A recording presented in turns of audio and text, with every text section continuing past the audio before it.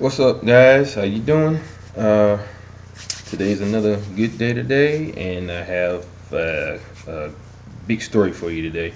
And it's a story that happened right here in the good old ATL, and I also, of course, have my very own personal UFO and ghostly experiences. I did a ghostly experience at my job last video, so this one is going to be about a UFO experience that I had.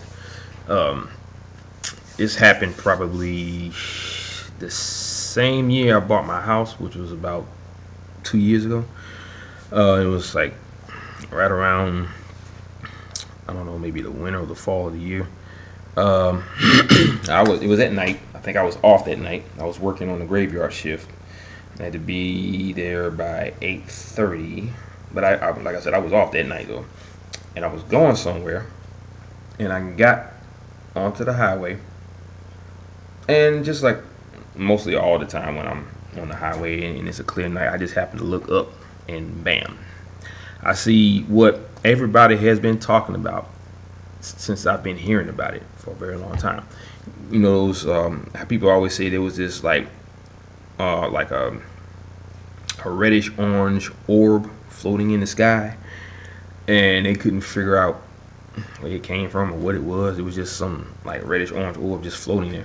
I just happened to see it myself for the very first time, and I'm looking to my up into the sky to my right, and there it was, right up, just hovering above the trees. It was just sitting there, and I was like, wow, I cannot believe I'm actually looking at this.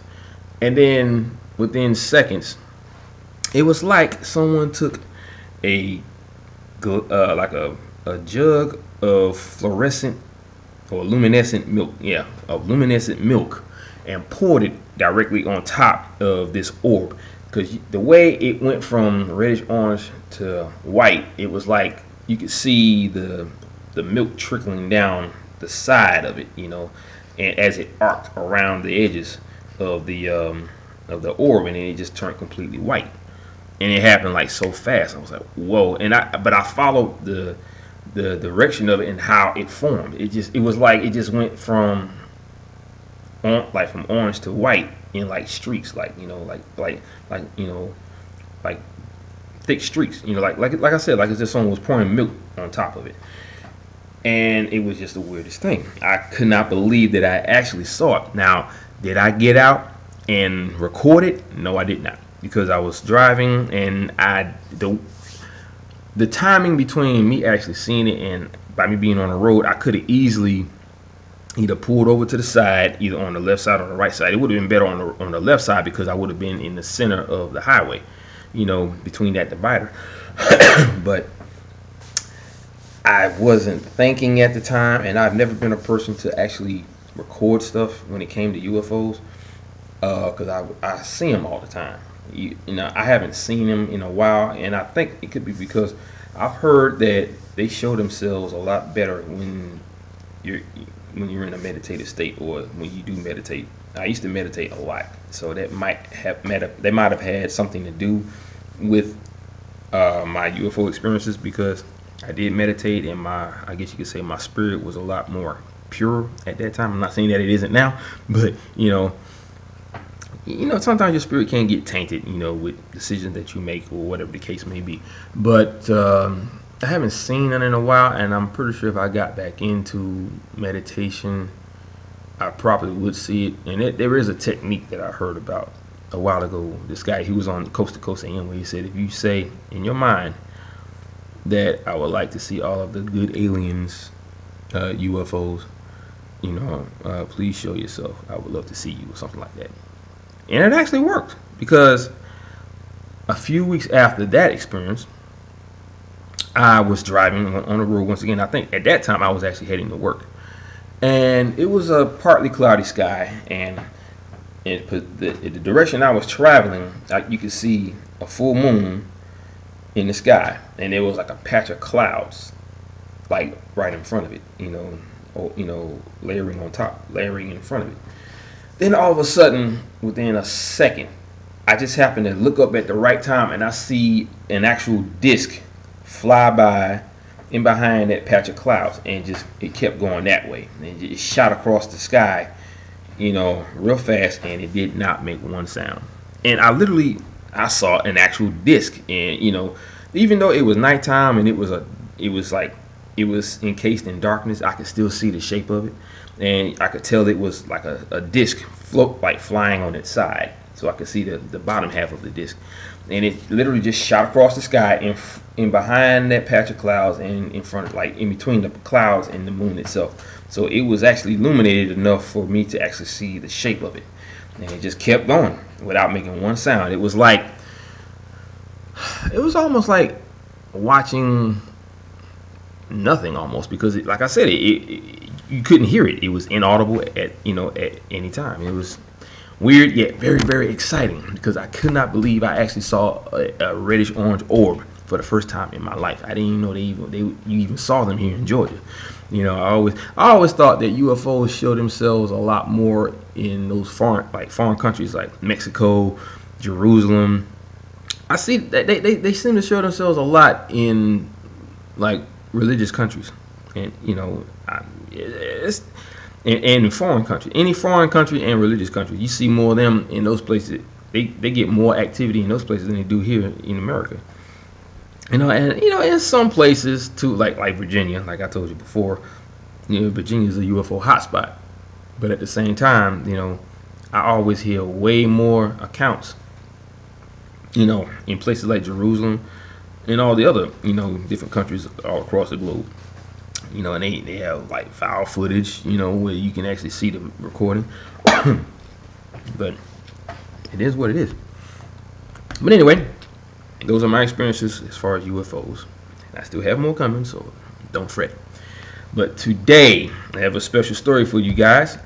It is a homegrown story. Well, it's, even though I live here, I wasn't born here, but still, it's a homegrown story from right here in the ATL. It's about a young man named Christopher Thompkins. As a matter of fact, give me 1 second. I'll show you his photo. Let me blow it up a little bit here. This, my friends, is Christopher Thompkins. He's a native right here in Georgia, or was. But that's him. You see it? Let me get that glare out of the way. Yep, that's him. Okay, now, as far as him and what happened to him, it was a very weird set of circumstances. But I'm going to read to you what it says here. A very unsettling and odd vanishing happened to Christopher Thompkins from Ellerslie, Georgia. He was last seen by my workmate standing on the shoulder of the road facing the woods at 1:30 p.m. on the 25th of January in 2002. I was living here in 2002, so I'm surprised I never heard about it. Because they always say if someone vanishes from sight and they're listed as missing, you will see a video bite, maybe anywhere between 1 to 7 days, and after that, that's it. They cut it. They don't, especially if it's a weird case where they just seem to vanish in thin air. They don't want to touch it. They leave it alone. They'll put it on news about him being missing, and that's it. You don't hear nothing else about it, because I definitely didn't hear anything about it. Okay. He literally vanished within seconds, leaving the survey crew very perplexed. They walked back to where they had seen him, only to find his boot hanging on the barbed wire fence along with blue fabric from his pants. Now I'm gonna show you a picture of the boot and how it was positioned. This right here is the actual boot that he was wearing that day, and that's how they found it. This is the actual place where they took, where they found him at, where they found the phone. I mean the boot. Excuse me, guys. This is my mother. Yes, ma'am.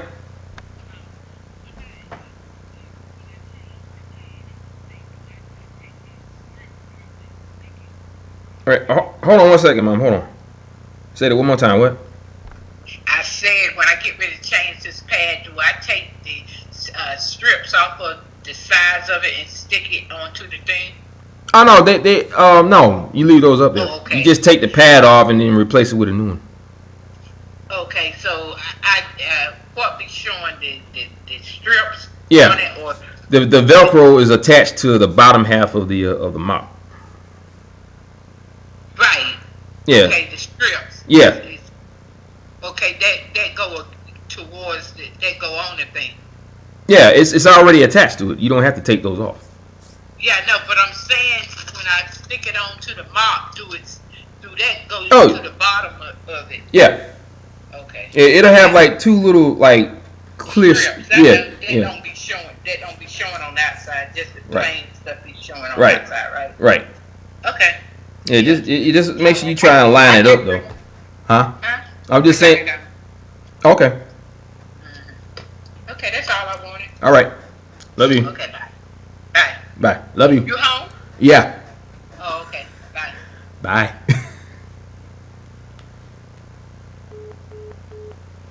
She didn't hear me. But anyway, guys, sorry about that. That was my dear sweet old mom. Love her to death. Okay. Yeah, but yeah, that was the boot that they actually found. That was the actual boot that was hanging on that barbed wire fence in the area where he disappeared. Okay. Let's see. Okay, he was asking the barbed wire fence along with blue fabric on it. Blue fabric from his pants. Yeah. Now, like I said, they found some fabric from his blue jeans that was clinging to some of the barbed wire on the fence. I'll get to all that stuff at the end of the read here. Okay. On the ground beneath were coins that had fallen from his pocket. The woods on the other side of the fence were inhospitable and swampy. David Paulides, former lawman turned investigator, tells us that during his time working with traffic accidents, he has seen shoes left behind by people who were literally hit so fast that they were knocked right out of them. He says that logistically, it looks like Christoper was reefed out of his boots and dragged through the fence in such a position that all the coins fell out of his pocket. When gravity drags coins to the ground, it means that the opening for the coins was either facing the ground or the container holding the coins was removed at a great speed. Very familiar to the magician who removes the tablecloth without disturbing the cutlery. This means that Chris was either upside down or sideways. 6 months later, the rancher who owned the land found the other missing boot 900 yards away next to the swamp. Christopher Thompkins is still missing. Okay, now that is a very, very, very strange and very unsettling situation when it came to what happened to him because of how he disappeared. Now the surveyors, his workmates were near the truck, and he fell behind for some odd reason. They don't know why. He could have been tying the laces on his boots, maybe, or maybe he got distracted and he saw something or heard something that nobody else heard. And within seconds of him falling behind, poof, he was gone. And they didn't hear anything at all. I'm pretty sure they would have heard him squirming or screaming as he got pulled over the fence or through the fence, but it didn't show any of that. It just showed his boot dangling from a barbed wire and some of the fabric from his jeans. Now, obviously, he got pulled through the barbed wire somehow by something. It wasn't a person, because of the nature of how everything was positioned as far as the evidence, with the coins being on the ground and one shoe being dangling from the barbed wire. Something grabbed him forcefully and at a great speed and pulled him through something. Now, if he got pulled through the fence, there would have been evidence of the fence being ripped in half, or just tugged or stretched to the point where the barbed wire broke and he just got pulled through it. Of course, if that was the case, they would have found blood on the fence, or on the barbed wire where he got cut, or lacerated by the barbed wire. So that right there is the strange part. There was no evidence of any blood or like skin that got torn off, or nothing. There was nothing there but the boot itself and the fabric from his jeans. Okay, so here's my theory. This is where it gets weird. Now, you guys know how I think. You do. So you know where I'm going with this. Let's start off with the fact that his co-workers didn't hear anything whatsoever. Now, that happens with a lot of the cases when people disappear. They never hear anything. They just seem to just vanish without a trace. They don't have time to scream because it happens just that fast. Now, here's my theory. This goes beyond, thinking logically.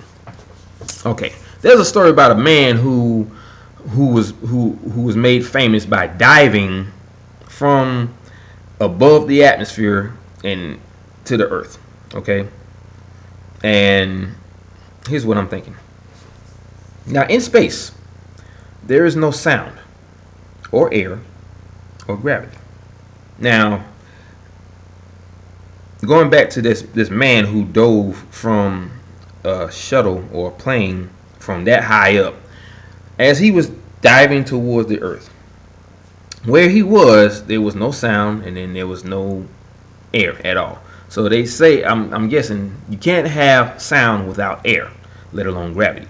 Okay, all that mixture is what makes all that stuff happen. Without sound, without air, there's no sound. Okay, so, well, the way I'm thinking, okay, I want to make sure I get this right. The way I'm thinking, somehow, whatever took Christopher Thompkins, they were able to create some type of airless and soundless bubble around him to where they couldn't hear anything that what might have happened to him. Or maybe he got sucked into some sort of void that created that same effect where without there being air, there was no sound. Or maybe it's kind of like, let's just say you standing right here, right, and then all of a sudden this hole opens up in mid-air, and that hole, on the other side of that hole is space. And just like how in the shuttle, if that shuttle is not airtight, then the air will get sucked out like a vacuum in space. So I'm thinking it's that same effect where something opened up near where he was, and it was unseen. It was probably some type of invisible vortex, and it caused the air to get sucked out of the area where he was in. Just like if I have heard of stories of there was this huge story about this woman who lived in a house that was haunted, and one of the guys that came there to investigate the haunting said that it was like someone sucked the air out of the area around his head to where he couldn't breathe. It was almost like someone put a plastic bag over his head, but there was no bag there. It was just like I said, somehow the ghost was sucking the air from around his head to where he couldn't breathe. It was like putting a huge fish bowl, or like some type of like round like glass tube or glass bowl or whatever around his head and sealing it around his neck to the point where there's nothing in there. There was no air in that area. So that's what I'm thinking. There was some sort of bubble created around Christopher, and the air was sucked out. Therefore, there was no sound. Because think about it. If that man who was made famous by diving back to Earth from above the atmosphere, he was diving, and he said himself that there was no sound, or no wind, and he didn't hear any kind of sound, or he didn't hear the sound of the wind until he reached a certain point in the atmosphere. So I think that's kind of like what happened with Christopher, and the fact that people can't seem to hear a person when they disappear. They don't hear no noise, they don't hear no screams, nothing. So that might have been what happened with him. It was either some type of bubble that had no air or sound anywhere near that area, or an invisible vortex opened up and sucked the air around him out so fast that it created a moment of silence where there was no sound, let alone air. if you get what I'm saying.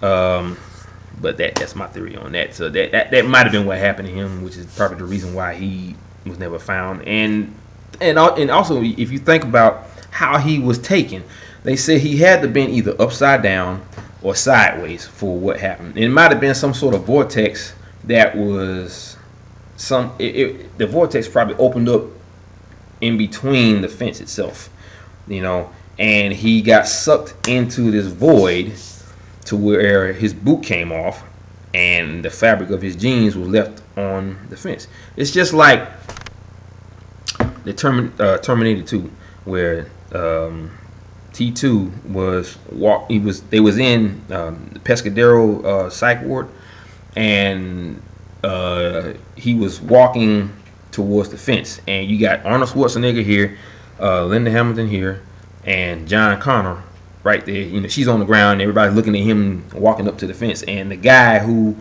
was the director of the ward was standing there watching this guy walk through a metal bar, a metal barred gate, and when he walked through the gate, the only thing that couldn't make it through the gate was the gun, so he had to turn it sideways to make it come through along with him.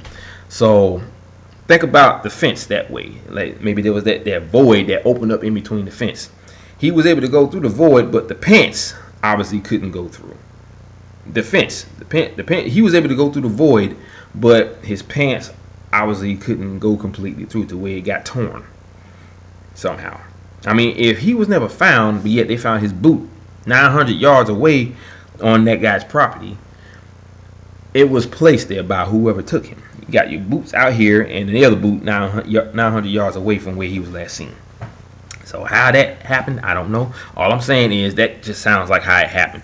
There was some sort of moment where the air was sucked out from around him in a bubble-like way, therefore eliminating sound. Because without gravity or air, you can't hear sound, obviously. So that's all I can really say about that. It sounds kind of weird, but it made me think about that when it just came to me yesterday when I read the story about Christopher Thompkins, which I thank Kimstar66 for that. She sent me this a couple of days ago, and I finally got a chance to read it. And it was a short story because it was nothing. It wasn't too much to say about it, but it was still informative. So that's what I got from that. It had, for it to be that type of weird case, that obviously was the only way that could have happened. Gravity, air, and sound was non-existent around him to where nobody heard him when he disappeared. They just found all that stuff on the ground. They didn't even hear the change hit the ground. And you know how loud change is. If you took a jar full of coins and just let them pour out, you're going to hear them hit the ground, right? Okay, so how is it that they didn't hear the coins hit the ground? I know if he got snatched that fast, obviously, the void created a vacuum, which sucked him right into it so hard and so fast that there was no time for him to scream. But like I said, when there's no gravity or air, there's no sound as well. You can't hear sound without air, obviously, or gravity. With those three mixed together, that's what creates the whole idea of you being able to hear sound, apparently. So, but if I had the name of that guy, I would tell you, but this happened like back in the early 50s when they were still trying to go through that whole, space race thing. But they do have video footage of that, but like I said, I can't remember the guy's name. I can look it up real quick just to find out, but I'd have to type in the right stuff just to get the whole idea. Let me see. Let's see if I can punch that up real quick.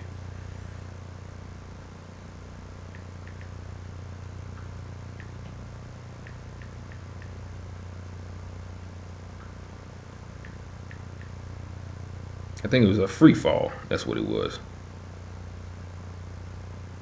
That's what I say. Man, free falls from space.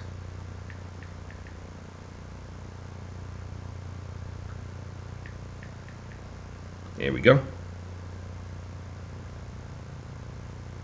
Let's see. Okay. Here we go. Here's the video right here of that man, free falling from space. I just gotta get his name though. Shoot, let's see.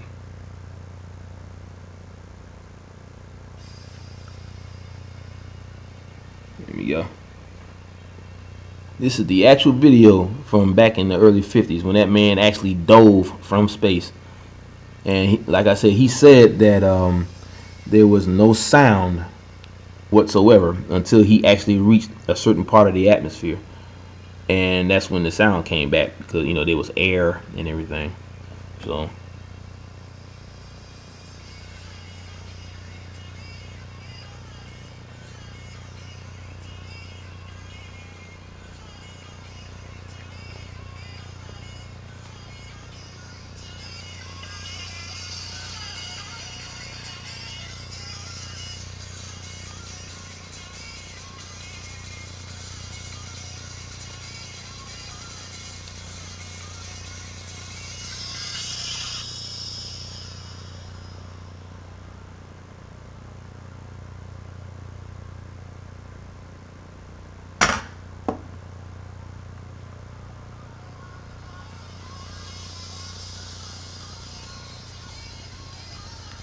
yeah, it's pretty cut and drag. It's kind of hard to see because the way they recorded him, all you can see is a tiny little white dot, from distance. It was actually from him actually diving, from space. And then once he reached, like, say, the stratosphere, that's when all the sound came back. You could hear the rushing of the air beating up against his body as he's falling towards Earth and everything. So it was kind of crazy.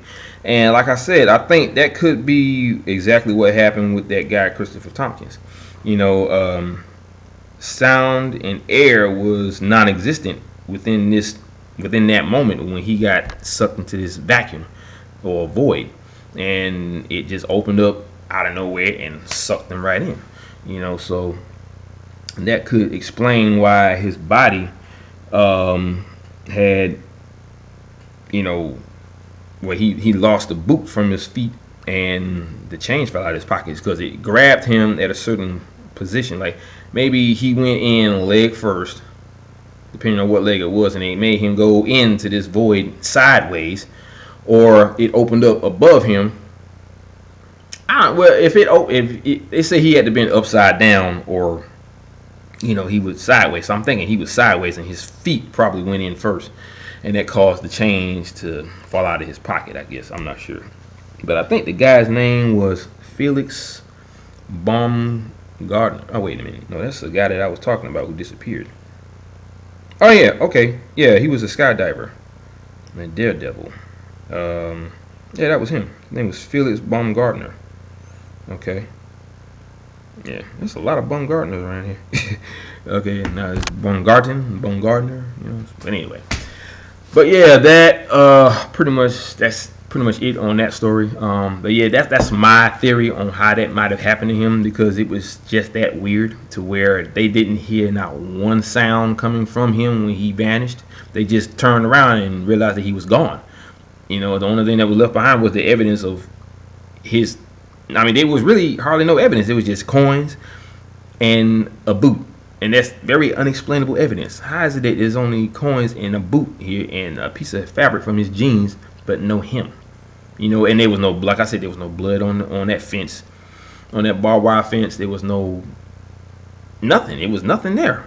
So something had to happen to him for there not to be something strange had to happen to him for them not to be any kind of evidence of blood or any kind of DNA left behind from the fence tearing off parts of his pants leg. So I don't know, but yeah, that's, like I said, that's my take on it, and I hope that opens up your eyes a little bit more. That's what I'm trying to bring to this channel. People that have an open mind and that can think freely about what they really think happens to these people, because our theories are what can solve these cases. Now, like I said, David Paulides lists nothing but facts, and I'm not saying that's a bad thing. That's perfect, actually, because the facts help you open up your mind to a new way of thinking. And the facts are always something that's weird because of the fact that it's the whole thing is weird. You know, the way they disappear, you can't explain that logically. You can explain that illogically and explain that in a weird way. But see, people are they're so dead set on trying to prove stuff scientifically, trying to come up with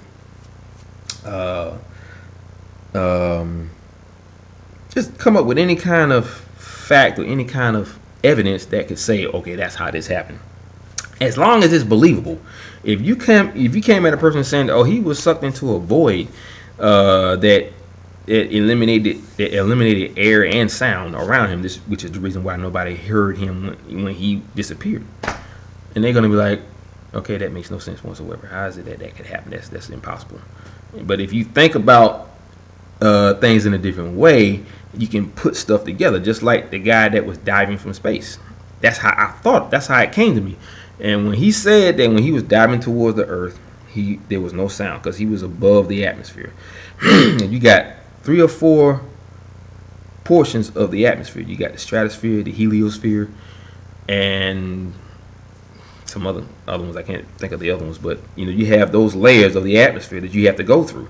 And once you get to a certain point, there's no air, and then there's no sound at that point, because apparently without air there is no sound, as well as gravity. You know, the higher you get, the more quieter it gets. You know, and because like gravity alone is what forms the Earth itself. It's what keeps the form of the Earth together. Gravity alone. You know, so without gravity, the atmosphere would just dissipate, and the air would get shot into space, and it would just be a rocky ball floating next to a sun, and we would get baked, you know, into a bunch of crispy critters. So, like I said, without that kind of stuff, there's no sound and there's no air, you know, because it's the gravity that keeps all that stuff together. So when you just have nothing but air and sound, whatever is keeping it together to where you can't hear anything, you know, this, like I said, that's a scientific way of looking at it, but I'm not a scientist. I just know what I know from reading things and what I find out about. So, like I said, I can take that any way you want, but that's just my theory on how that happened to Chris Thompkins. So, I leave everything else up to you. You know, if you can take what I say and go with it, that'd be great. If you have any theories of what you think could have happened to him, you know where to find me. You know, hit me up in the comment section below. If you like the video, like and subscribe, and tell your friends about me so I can get more, viewers and more subscribers. You know, because I'm, like I said, I'm very, very excited about having the amount that I do have, but I would love to get more. So that's where my fans come in. That's why I count on you guys to get me to where I need to be. So my next goal is 500 subscribers. So if you can help me out, I greatly appreciate it, and I will, of course, bring more stories to the table. I will always make sure of that. So tomorrow I'll be reading from the book itself, so you ain't got to worry about that. I just want to kind of get away from it for a while because, like I said, there's plenty of other stories out there that are just as mysterious as the ones that's in David Paulides' book. You know, I try to make sure I get the most creepiest ones they got out there that haven't made it to his book yet. You know, because it all depends on the profile points. If it doesn't meet the criteria that he's looking for, then he's not going to put it in his book. So, but oh yeah, one more thing. I'll probably say this on every video. If you are a person that wants to order the book, do not go to Amazon, because those books are being sold by resellers, and those resellers sell his books at absorbent prices. You know, they hike them up. I mean, because on his website, in which you can go to CanAmMissing.com. That's Canadian American. CanAm Missing.com. CanAmMissing.com. That's Canadian American. And go to his site, and the books on his website are $24.95. Okay, so if you're in the U.S. and you pay the shipping costs, you're gonna pay no more than $35. Outside the U.S., at least about $85. So if but I would suggest that you don't go to Amazon. If you feel like you have to because you want to get the book, You know, that's up to you, but you know, that's only if you want to pay almost $100 for a book that you can get for $24.95. But for, like I said, for the ones that don't live in the U.S., I can understand where you're coming from. That's why I say you can always come here, and I will read the stories word for word so that you'll get a better idea on the case itself. Because like I said before in my one of my previous videos, if you listen to him on the radio being interviewed by George Norrie on Coast to Coast AM or George Knapp, you're only going to get a small percentage of the facts dealing with these cases. If you listen to him talking on the radio, he would rather you read the book anyway. And then he likes to leave the theories up to the people. He don't want to talk about what he thinks it might be, because that'll discredit him with the families and everything, because they're not, most of these families are not going to believe what we think is happening to these people. A lot of them are, because they rather believe, like I said before, they rather believe that their child or loved one was kidnapped or abducted by a human. But these cases sound like they're not being done by humans, or humans that we know of that actually live somewhere else, in another plane or in another dimension or in another parallel Earth. You know, who knows? But it's anybody's guess. You know, everything is just so weird that you can't really say that it was done by a criminal, because think about it. How is it that smart people and people with medical problems are the ones that's being taken? The ones that either can't, like the ones with medical problems, they either have autism, they can't speak whatsoever, or they're deaf, blind maybe, or they just cripple, you know, and they range anywhere between 2 to like 80 years old. Okay. And then you have your intelligent people that have these high intelligent type jobs, like astrophysicists, professors, teachers, scientists, you name it. They were very, very smart people. So I'm thinking that the ones that are taken and never found, which would be them people, they might be needed somewhere else. They might need their expertise or their intelligence for something on their planet or in their dimension. I don't know. You know, if they're never found, obviously they needed them somewhere else, and they just took them. They didn't ask for their permission or anything to go there. They just took them. Who knows? Maybe it's something they couldn't figure out on an extraterrestrial level. I don't know. Why? I mean, I would imagine, why would you need our help for something that you've surpassed us on, you know, thousands of years ago? That, I mean, I that's why I don't understand it. I mean, they're obviously being taken for some reason, you know, that we're not aware of. You know, and what that reason is, I'll probably never figure out. But yeah, it's just weird. I mean, and that's another thing. If you needed them and they never came, then they were never found. What about the ones that had the ailments, the medical problems, and they were never found either?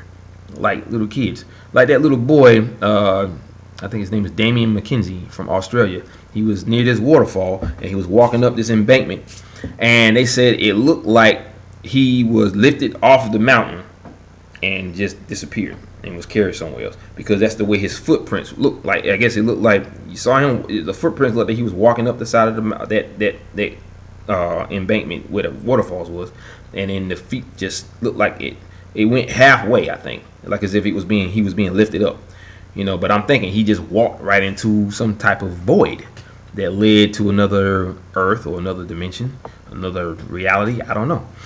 So, like I said, I mean, all this stuff that happened and they disappear and they never come back and they never found, obviously they either being needed somewhere else by some type of being, or it was just the fact that the government may be messing with portals and time travel to where these like anomalous like vortexes just seem to just pop up out of the blue everywhere on Earth. You know, it may be just out of control to where they just open up randomly everywhere and you just happen to be right in front of it. But see, that's another thing.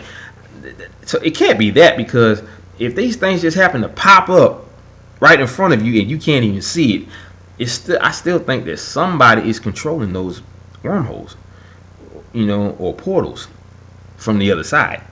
You know, so they obviously know who they want, and they obviously know something about them that we don't know. What that is, I probably will never figure out. I'm pretty sure David probably never figure it out either. But there's got to be a reason why these people are being taken and never brought back. The ones that are brought back, they obviously were finished with them, and they just tossed them back on Earth, as a lifeless corpse with no reason, no rhyme or reason to how they died. I mean, that's the weirdest part of all. How is it that they're able to kill these people without causing any type of evidence to be shown on the body of them being killed? That's the $1 million question right there. So anyway, that's my time on this video. I hope you enjoyed it. Like I said before, if you love the video, if you like it, like and subscribe. Hit me with them thumbs up and comment below if you got anything you need to tell me, like what you think about what might have happened to Christopher Thompkins. If you got any theories of your own, if you may have heard of this story, if you live here in Georgia, you know where to find me. But other than that, I will see you guys soon. I'll probably make well, I won't say probably, but I'll make another video for Monday. Probably. Well, I might, because I got family coming into town. I got to pick them up at the airport, so I'll try to get in a video that day. Probably later on in the evening, at night, because I'm pretty sure they're gonna be tired. Even though they're coming from New York, that's only a 2-hour flight, so I don't know. They still might be tired, and they might want to just hang out with their mother. But we'll see. I'll see how the day pans out. As far as what I can do. But I'll try to get a video in later on that night. And post it. I want to try and make maybe 2 or 3 videos extra and just save them for the different days.